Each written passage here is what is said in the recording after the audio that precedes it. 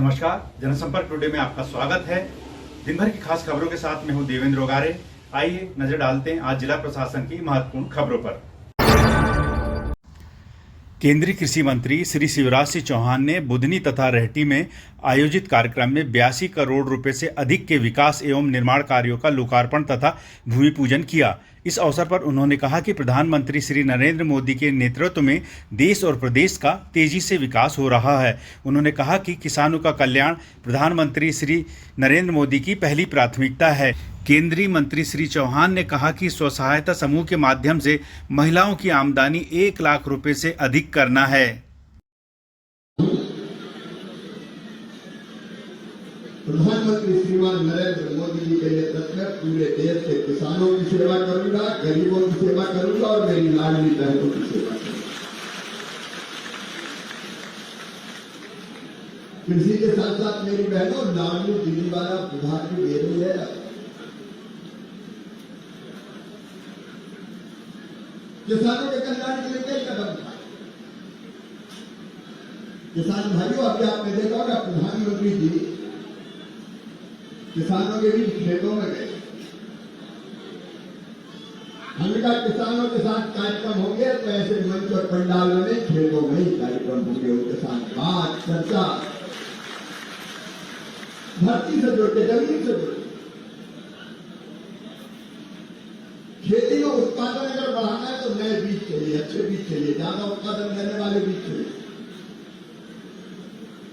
और ऐसे अलग अलग फसलों के 109 प्रजातियों के नए बीज हमने तैयार किए हैं। नए बीज जैसे धान की एक किस्म हमने बनाई जिसमें 30% पानी कम लगेगा।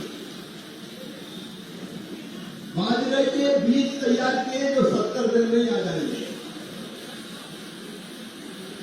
अलग अलग फसल, गेहूं हो, धान हो, मोटा अनाज हो।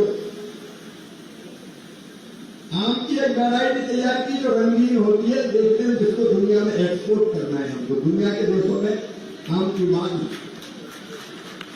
देखो, खेती को फायदे का धंधा बनाना, एक उत्पादन बढ़ाना पड़ेगा, दूसरे उत्पादन की लागत घटानी पड़ेगी। उत्पादन के ठीक दाम, प्राकृतिक आपदा में सहायता, खेती का विविधीकरण। मैं एक मॉडल बनाऊंगा, 2.5 एकड़ अगर जमीन है तो उसमें हम अधिकतम फायदा कैसे कमा सकते हैं, उसका मॉडल तैयार करने का मैंने साइंटिस्ट से बताया। कुबरेश्वर धाम कावड़ यात्रा व्यवस्थित रूप से संपन्न हो गई। इस कावड़ यात्रा में लाखों श्रद्धालु शामिल हुए। प्रशासन द्वारा कावड़ यात्रा को सुव्यवस्थित रूप से संचालित करने के लिए कलेक्टर श्री प्रवीण सिंह तथा एसपी श्री मयंक अवस्थी के निर्देशानुसार नदी घाट से लेकर कुबरेश्वर धाम तक सभी आवश्यक व्यवस्थाएं सुनिश्चित की गई थीं। कावड़ यात्रा को सुगमता से संचालित करने के लिए पर्याप्त संख्या में पुलिस तथा शासकीय सेवकों की ड्यूटी लगाई गई थी। खाद्य विभाग द्वारा जिले में दीनदयाल रसोई योजना के अंतर्गत माह सितंबर के लिए सीहोर, आष्टा तथा बुधनी विकासखंड को गेहूं चावल आवंटित किया गया है। गरीब, मजदूर तथा निराश्रित व्यक्तियों को भोजन उपलब्ध कराने के लिए दीनदयाल रसोई संचालित की जाती है। कल फिर मिलते हैं दिन भर की खास खबरों के साथ। तब तक के लिए नमस्कार।